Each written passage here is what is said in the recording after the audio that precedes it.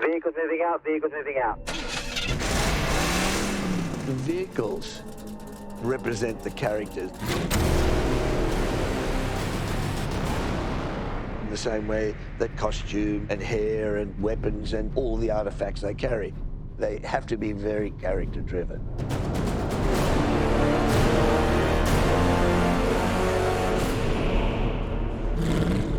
Choosing between the vehicles on this film has now become like choosing between children for me. When we were first talking about the character, George wanted me to learn about making machines and how all of these cars run. And I will say, it helped me understand the world more. And that allowed me to be incredibly vulnerable within it. Even though it's historically before Fury Road, we have vehicles which are new, that are unique. Talking with Colin Gibson, the wonderful production designer, one of the organizing ideas in the design of the film is that everything must be made from found objects repurposed. There's no manufacture of anything new. If something is to survive, it has to have an innate worth. It can be mechanical wonder, it can be structure, it can just be that this is the best way to kill the bastard who wants to kill you. But that finding something and treasuring it gave rise to stockpiles of things we could use, and then tried our best to use them so out of context, they give you a little arresting jolt. This is the salvage artist team. A lot of the repurposed objects, weaponry, hand props,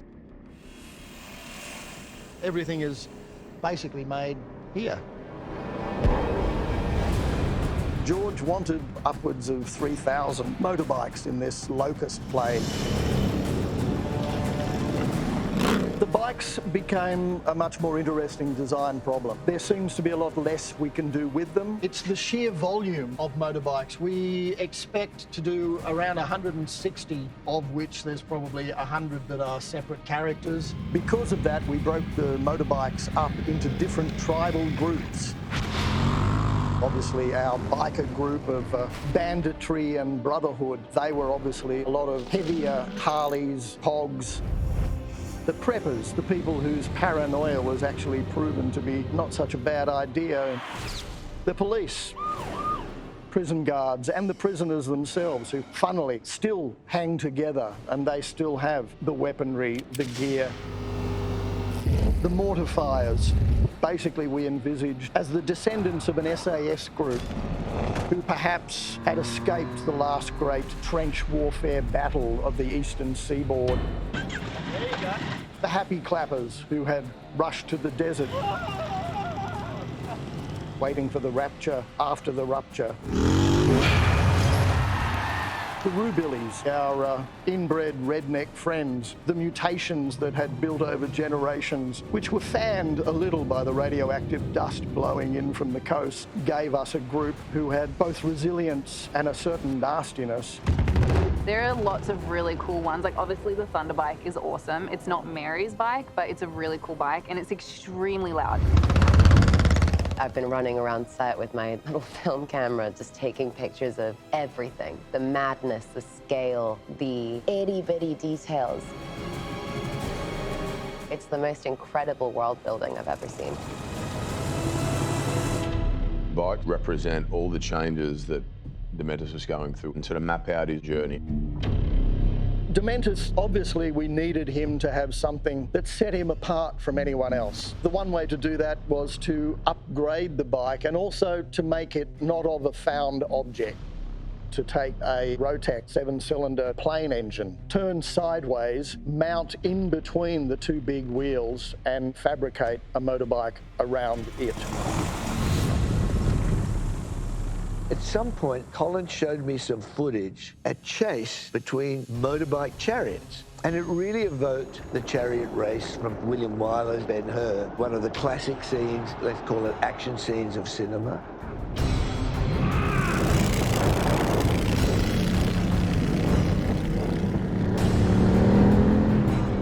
So over time, the bike transforms as he does, as he becomes more regal and dominant and sees himself as, you know, the emperor.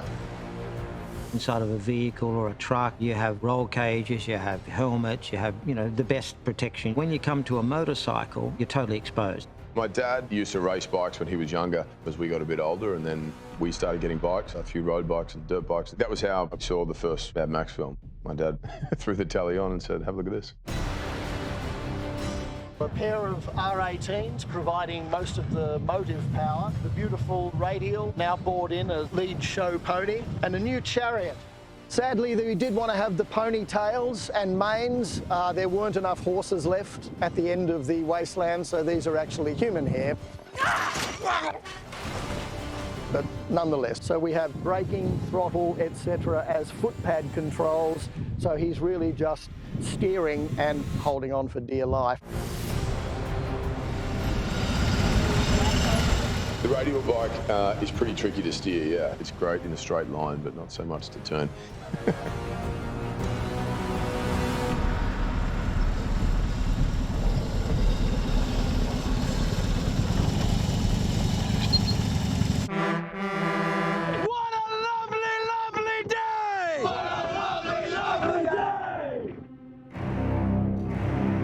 Every time I see the war rig, it takes my breath away. I'm kind of in love with my baby. The war rig in Fury Road, though it was a beast somewhere between hot rod and tractor, was towards the tail end of wonderment.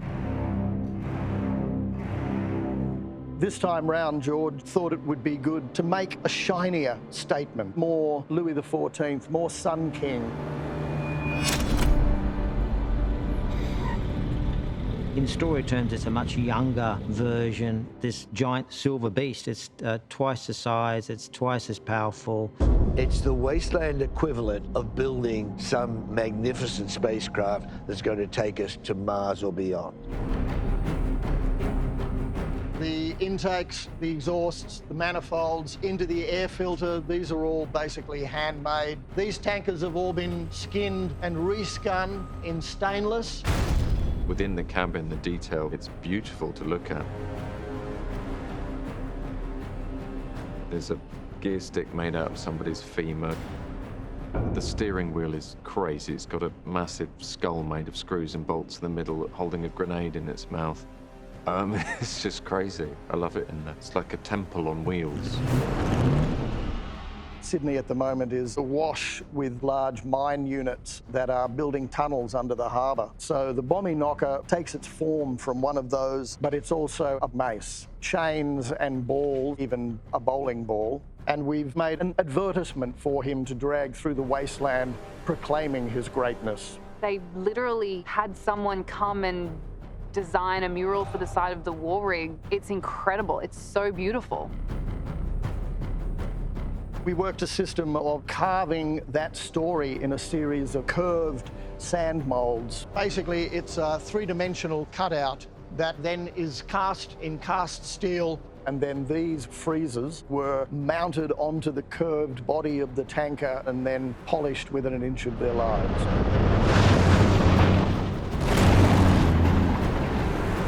To bastardize George Orwell, 4 wheels bad, 2 wheels good. The idea is that Dementus takes what he wants. To show him growing, we couldn't just go to a 4-wheel vehicle for him. He'd already disparaged the idea. I was trying to get a hold of it actually and see if it could end up at my farm, but I'm not sure it's going to happen. Because he's gathered so many people around of all different status, he needs more status. Oh, I got a message from Immortan Joe. We had a 4-wheel monster truck in the last picture, which was Rictus's. So this time round, we took a tow truck, a military Mack, put the two together with the Pope's seat mounted at the back. I drove a monster truck in a show before I got my license to drive on the roads. The monster truck kind of became more normal to me than a car. When we got to the shop and they gave us all the schematics and how they wanted to look with the matte cab on it and stuff, we were just like, wow, this thing's crazy.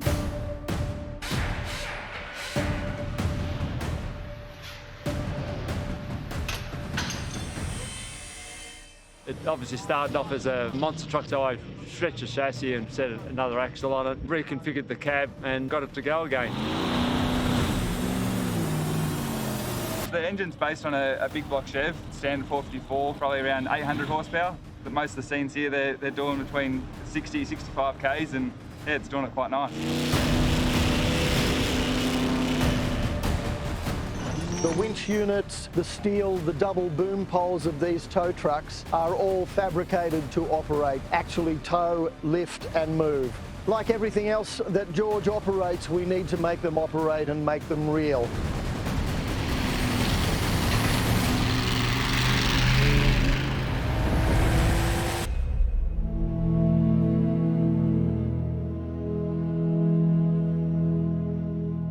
I love this car, and I love the fact this is kind of like his and hers, so that you go and have a weird honeymoon, which is quite appropriate in some ways. I drive the war rig. Not today. Today you drive Pursuit.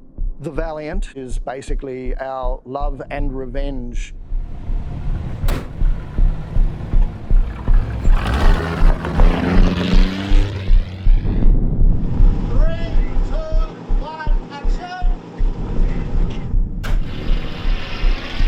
This was a slant 6 rather than a V8, jacked up and super turboed. It was always meant to be an escape vehicle. Reverse through that, throw it past the gate, right? So that's where you're getting most of the It's had most of the paint and Duco blown off it, but what is left is the colour of heart and love, just a spattering of red.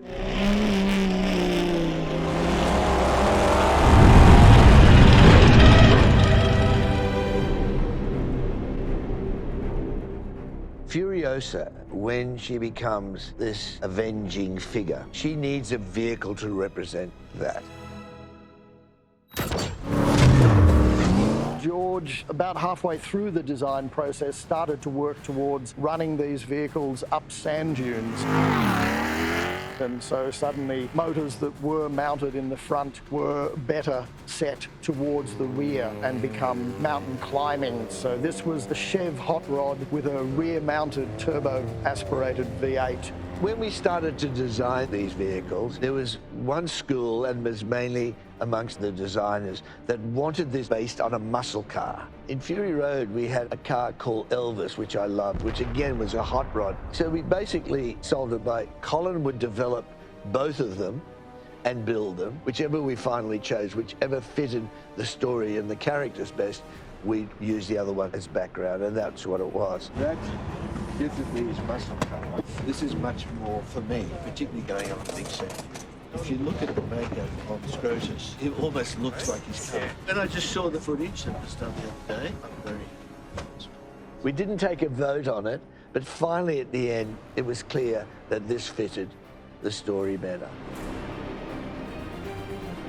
The Black Dolly of Doom, used in a vehicle that I was hoping to be one of the main vehicles in the show, but was gazumped. If nothing else, I get to keep the steering wheel. I've offset the pain because I've already bet against myself. All right, good, okay. It just came down to character, and because she takes on the aggression, I think in the final beauty contest, that was the one that won the trophy. This is where I get a bit motorhead about it. The gears don't necessarily always just land, so you have to be really on it, but it's a great car, and there are teeth inside of that car, which I really like. In this universe, being human is at your own detriment. She makes herself a machine. She is a machine, and that begins this mythology around her.